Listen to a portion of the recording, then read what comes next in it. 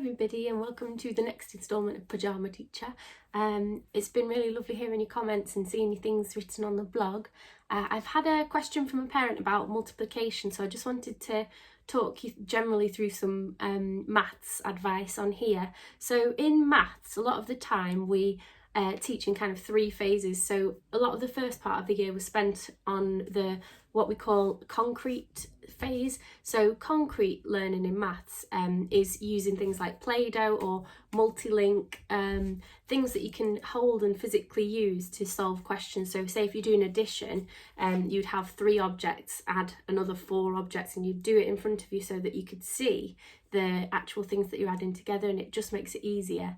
After you do the concrete bit of learning, you move on to what's called the pictorial, which is using pictures. I like to call them maths pictures, but it's things like, you know, when we're doing our say if we're doing the same calculation, you draw circles to represent one number and then circles to represent the other.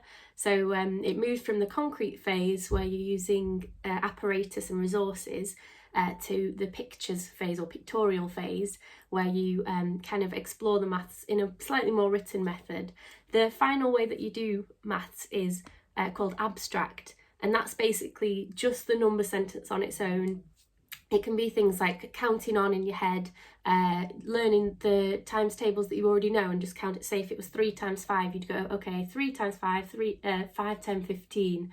So the abstract phase is the kind of more advanced one that we're hoping to get them to by the end of the year. But each year, with every new concept, especially in Key Stage 1, that's the general sequence that you introduce things in. I hope that's helpful, and I'll try and model that today as well.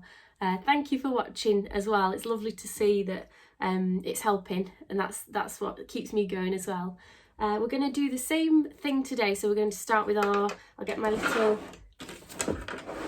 chart ready. So I'll put these out in a minute, but we're going to start with warm-up phonics, maths, English topic again. Okay, are you ready? Shall we get started? So we've got our stretch warm-up, bit of phonics, we've got some maths after that. We're going to be doing this one again, multiplication. Then we've got some English writing, carrying on with our stories, and then we're going to do some topic about Easter and the story of Jesus, okay? So we're going to see if Lima can lead the warm-up stretch today, okay? So just copy what he does.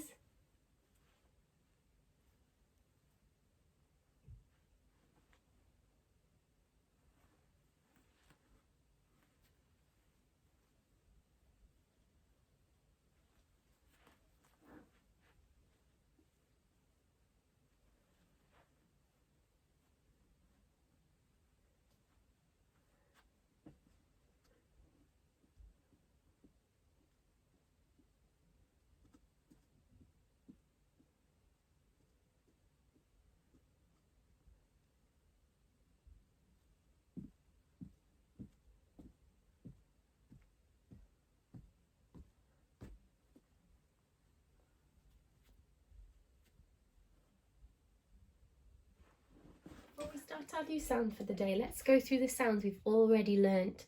So I'm going to point to them and then I'll go through them with you. We've got ow, air,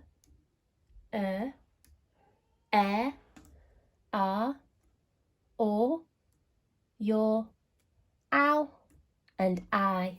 Can you read these tricky words as well, the ones we're learning this week? S-A-I-D spells said.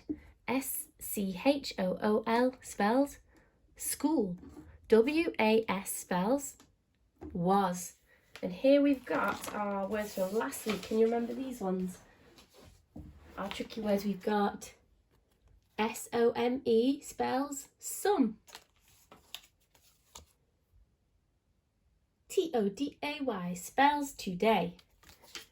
And this one, when you've got the hiccups, friends spells friend. Oops, not friend, sorry, friend without the S. Okay, we're ready to see our secret word. I'm going to put the book back on here and I'm going to cover up. I've got 2 secret words again. So if I just sneaky showed you the one then. I've got 2 secret words. One of them is real and one of them is an alien word.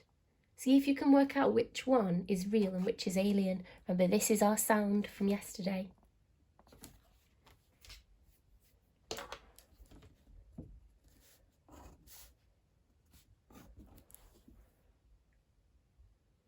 So this one spells I, rye.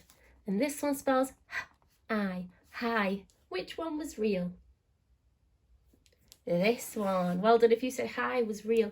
Rye can be a word. It's a type of food, but it's spelled R-Y-E. It's very strange. Rye like that is not the correct spelling. So this one is an alien. For today is O and A making the O sound. O, O, goat in a boat. O, O, goat in a boat. Can you either draw or make, using your Play-Doh, a goat in a boat? Pause the video now till you're ready. I've written some words on here with our O sound in them. We've got G, O, T, goat. B, O, T, boat, goat in a boat. Then we've got a bit of a harder one, F, U, O, T, float. And this one, F, O, L, foal. That might be a new word for some of you. A foal is the name that you give to a baby horse. So a little baby horse is a foal. I'm going to say some words, and can you point to the word on the screen that I'm saying? So, goat, boat, foal, goat, float, boat, and one more, goat. Well done if you got all of those correct. I'm going to ask you now, underneath, we're going to write some words with this sound in. So you can cover these if you want, because it might help you to have a look. It might make it too easy for you if you have a little peek. So cover them up if you need to. And can you write underneath, can you write the word goal? Like when a footballer scores a goal. G-O-L, goal.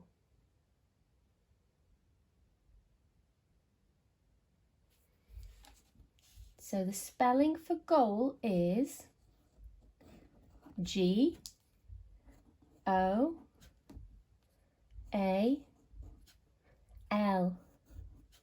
G-O-L. Oops, I've done that bit a bit wrong. G-O-L. The next word I'd like you to write is oat. Oat, like you have in your porridge, oat. You could write oats with a S at the end if you want to as well.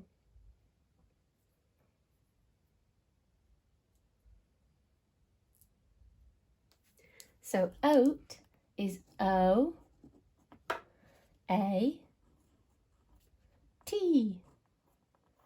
Oat. If you wanted to turn it into oats, all you need is the letter S at the end. Oats. Oats. For a little challenge at the end, I'd like you to try and write the word float, but instead of just float, we're going to add a little piece at the end and we're going to turn it into floating. We're going to add a suffix. That's what that mini piece of word is called at the end, the ing. Floating. Try that one. F-L-O-T-I-N-G.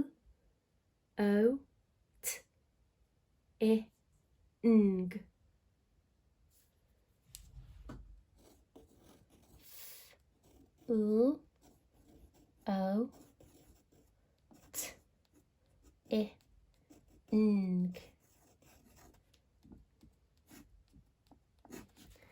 Have a look to see if you've got that one correct.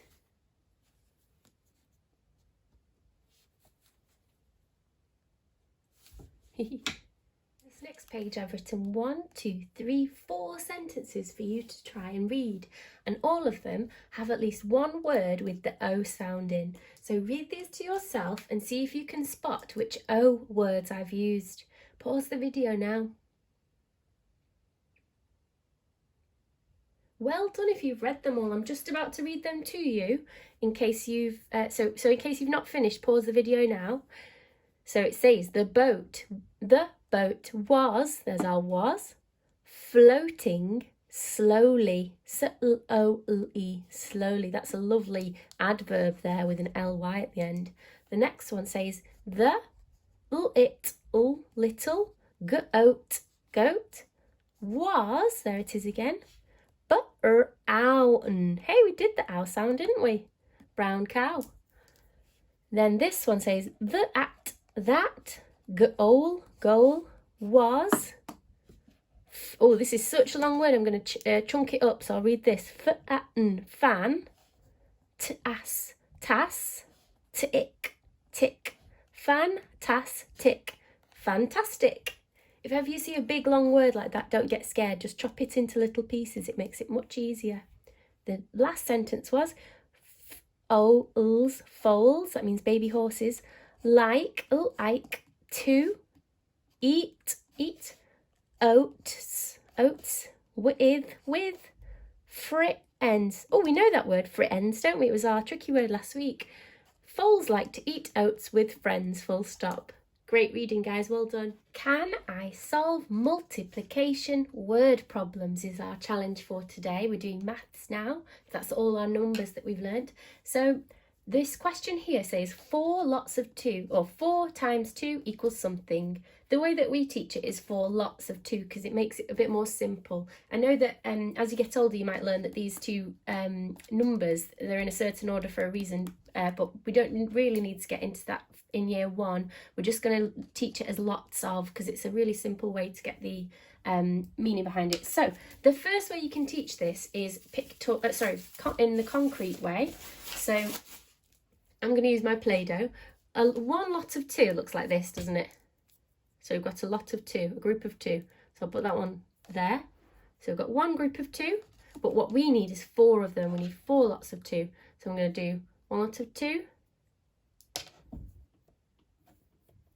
2 lots of 2, 3 lots of 2. You can always do this alongside me or pause the video if you want to. And then last but not least, we need 4. So we've got, is that a lot of 2 yet? Not yet. I need 1 more. There we go. So we've got 1 lot of 2, 2 lots of 2, 3 lots of 2, 4 lots of 2. So the way we can do that is by adding them all up and see what the total is. 1, 2, 3, 4, 5, 6, 7, 8. So the answer to that one is 8. So this would be a kind of concrete way of doing that one. You can use other resources like Multilink or Numicon if you've got any of those. Numicon are fantastic. We do have those in school, but I'm not expecting you to have them at home because they are quite expensive and they're a bit, they are super useful, but not as necessary considering we've got things like Play-Doh. The pictorial way you can do this, so with pictures, is you could draw it like this. So 4 lots of 2. 1 lot of 2 looks like that. 2 lots of 2 looks like that. 1, 2. 3 lots of 2 looks like that. And 4 lots of 2 looks like that. So this would be what 4 lots of 2 looks like. It's a bit like our Play-Doh, just with a picture instead. This is really useful for when the children are doing quizzes or later on when they do SATs, because they may not be able to use the resources that they previously learnt with. So learning how to draw is a really useful skill. So we've got 1, 2, 3, 4, 5, 6, 7, 8. The answer is still 8. The final way to do this would be, well, I can count in 2s in my head. So this is the kind of abstract way. You look at this question, that's all you would get. No resources, no concrete resources or anything like that, or pictures. So you go 4 lots of 2. The abstract way to solve that is to count in 2s 4 times. So 2, 4, 6, 8, like that, and you get the same answer. In year 1, we do like to focus on concrete and pictorial, but then working towards being able to count in their heads. Learning the times tables by rote will help them, but it's not extremely necessary at this point. Year 2 is when they have to be able to kind of recall division facts with 2s, 5s and 10s. At this point, we're sort of getting to the grips of what this symbol means and what each calculation is actually asking us to do. So don't worry too much about TT Rockstars or anything like that, or making sure your child knows up to 12 times 12 at this age. It's really not necessary. Okay, let's get back to learning. I'm going to put some questions on here and we can work through them together. In the last bit of the video, I said don't worry too much about TT Rockstars. I don't want to say don't use it at all, because it's definitely useful, but I just wouldn't worry yourselves about it. You know, if your child's having difficulty, we set that just as a kind of supplementary bit of learning for you to do at home. But if they're having a go at these things and at the work we send out each week, that's perfect. Okay, so I've got a word problem here. It says, a girl plants 5 trees. Each tree grows 2 apples. How many apples are there? Okay, I'm going to actually add another word onto this. I'm going to say altogether, because that lets us know we're looking for a total.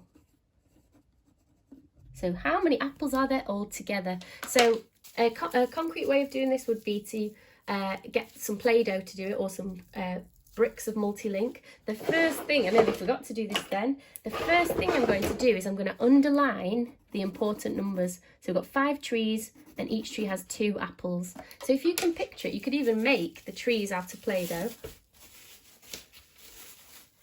So you could get a little tree like that and then put some leaves on the top, and then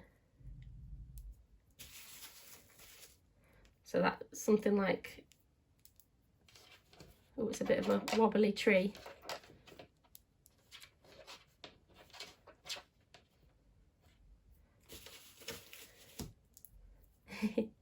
I'll just show you what I've made, but it's super basic. So I've got a tree there and it's got 2 apples on it. You can make that 5 times, because remember there's 5 trees. So you can use this Play-Doh method, or you could draw a very, you could draw a kind of creative picture, which isn't really a maths picture. You could actually draw the trees like that and draw 2 apples on each. So 1 tree, 2 tree, 3 tree, 4 tree, 5 tree, and they've each got 2 apples. So then we can add them up: 1, 2, 3, 4, 5, 6, 7, 8, 9, 10. A more mathsy, a more abstract way of solving that with a maths picture would be to do it this way. So we've got 1 lot of 2, you can do it across or down. I'm going to do it down actually. 2 lots of 2, 3 lots of 2, 4 lots of 2, 5 lots of 2, still get the same answer: 2, 4, 6, 8, 10. And then the final way, if they've just read that and they've not thought anything about pictures or anything like that, in their head, if they just know, okay, so I've got 5 trees and they've all got 2 apples, so I'm doing 5 lots of 2. So I need to go 5 lots of 2, 2, 4, 6, 8, 10. That would be the kind of final method to solve that one. But these methods are all equally useful. So wherever you feel your child is at, just go for that one. You don't need to speed through the methods at all. It's more important that they get the concepts. So I'm going to write some word problems on this side for you to try and solve. And Miss H has sent out some lovely word problems this week, if you want to have a look at those as well. So they get quite tricky at the end, which is good if anyone wants a challenge. Okay. Here's your challenge for today. This is the easier but still tricky question. Here's the harder questions, and you can just see it's squished in here. It says mega challenge and there are 2 there. These are really hard today because each one has 2 steps involved. So maybe check with your adult. If you're trying this one, just see if you can get a bit of help, because it's going to be quite hard. So the first one says there are 3 plates. Each plate has 2 cakes on it. How many cakes are there all together? The next one says apples are sold in bags of 5. Tim buys 4 bags. How many apples are there all together? Lily has 10 cats. Each cat has 2 spots. How many spots are there on all of the cats all together? And the mega challenges are: I have 4 bags with 5 apples in each. You have double this amount. How many apples do you have? Double means times 2. Double trouble, okay? And this one says bananas cost £2. Cakes cost £5.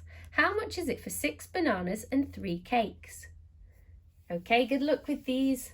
Let me know how you get on. Today's English is a chance for you to carry on writing your story. I don't expect you to have written it in one day. Often in school we take about 3 days to write a story of this kind of length, and even still not everybody finishes at that point. If you've sped through it, what I'd like you to do today is have a little check through your writing. So on here, here's mine. It says, once upon a time, there were 3 silly lemurs, full stop. 1 lemur was tiny, 1 was medium-sized, and 1 was huge! Exclamation mark. They lived in a jungle with tall, towering trees, full stop. One day, they ran out of food. I've noticed that these sentences start really well. I've got my capital letters, I've got full stops and even exclamation marks, definitely got finger spaces, and it makes sense, doesn't it? But at this point here, in the last sentence, I put 1 day. Is that the correct spelling? Not quite. So what I'm going to do is take a different coloured pen or pencil and write the correct spelling next to it, O-N-E. So just cross it out like that. This is called editing your work. We've done some of this in school, but this might be something we've not done for a little while, so we might need a bit of a refresh. One day, here I've written, they ran. That's not a word. I think what I meant to do was a finger space there, so I'm just going to draw a line where the finger space was supposed to go. One day, they ran out of food, ! That's a good sentence now, isn't it? Now we've fixed it. So what you can do is go through each of yours, and if it doesn't make sense, perhaps you can write it again next to it or underneath to just show that it makes sense. I'll show you what I mean. Here, I've just written a really quick sentence. It's a bit scruffy and I've not used my handwriting. So I think for that one, I could write it even better already. But one thing I have got is capital letters, and I've got my finger spaces. I've got a full stop as well, so there must be something I've written here. Let's see. They all wanted so they could eat and happy. That doesn't quite make sense, does it? So I've not achieved this target. They all wanted food is what I meant. So I'm going to put an arrow in there and write the word food with my perfect letter drawing shapes if I can. They all wanted food so they could eat and happy. They could eat and be happy. I'm going to draw a little arrow there. Squish the word be in there. B-E. They all wanted food so they could eat and be happy. That makes a lot more sense, doesn't it? Sometimes it's about adding these little arrows in, or sometimes you might need to cross it out and rewrite it again totally. Today, just spend the day looking through your story and thinking of how you can make it even better. If you've got all of these things, perhaps you could try the challenge of adding adjectives or ly words, which are called adverbs, in there. Okay, I'd love to see your stories. Don't forget to send me a photo if you can, and I can pass them on to Minnie the house sprite and we'll see if they help her. So don't forget to take a photo once you've finished. Happy writing, everyone. So it's nearly Easter coming up at the weekend. So what I thought I'd do is I'd show you a really simple version of the Easter story and what Christian people believe. So what you can do from today is, from your learning, you could either write a little story about it, or you could draw it, or you could talk about what you've learnt with someone in your house. I'm going to just talk you through the Easter story and why Christians celebrate Easter now. So do you remember a really long time ago we did a nativity show which was all about the story of the baby Jesus and how he was born a really long time ago? So the Easter story is a bit later, when Jesus has grown up and he's turned into a man. He's not a baby anymore. He grows up and everybody really loves him. So people used to gather around him and shout his praises, and they really liked him because he looked after them and was kind. So Christians believe as well that Jesus could heal sick people. So people who are blind or dying would go to Jesus and he would put his hands on their head and heal them. But this actually made some of the high priests really angry. They didn't like Jesus and thought that he was threatening to them. They thought he was so good that people would actually like him better than they liked the priests. And so they got a bit jealous and a bit evil, and they decided they wanted to get rid of Jesus. So they talked among themselves, and then they found out one of Jesus's friends, who was called Judas, was around, and the high priest said to him, "Hey, I'm going to give you some money. I'll give you 30 silver coins if you capture Jesus so we can kill him." How evil is that? So what they did was they went to the garden where Jesus was praying and they arrested him. So they captured Jesus and they arrested him and took him away. The next thing that happened in the story is that Jesus was put in front of a crowd of people and put on trial. That means he was asked questions and to see if he'd done something evil. And when they said to him, they said, "Are you the Son of God?" And he said to them, "Well, that's what you say I am." And they said, "Hey, you can't say that. We'll have to put you to death." So everybody said, "We've got to crucify him." And that's what this looks like. So they put him on a cross to die, and they put thorns around his head. It was very, very cruel. So what happened was, when Jesus passed away, they buried him in what's called a tomb. So it's like a big rocky formation, and they've put a huge boulder, that's a heavy rock, in front of the door so nobody can get in or out. So that's where Jesus's body was put to rest. Everybody was really sad. The people who knew Jesus and his mother were crying. So 3 days later, when some of the ladies went to change the spices in the tomb to make it smell better, they noticed the rock had moved to one side. They were really confused, and one of them said to who she thought was a gardener, "Hey, what's happened? Where's this body gone? You're not supposed to touch it. Have you stolen it?" But then the gardener turned out to be Jesus himself. He had risen from the dead 3 days later, and he said to Mary, he said, "Don't be afraid. Go and tell everybody that I've risen from the dead." And she was so shocked, but that's what she did. So this is the story about why Christians celebrate Easter. Easter Sunday is the day when Jesus rose from the dead and told everybody to spread the word. That's what Christians believe.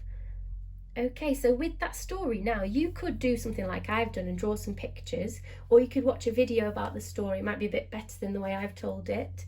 Or you could write some facts down. It's up to you how you want to do this. Maybe you could ask your adult for some ideas. But I hope that's been helpful.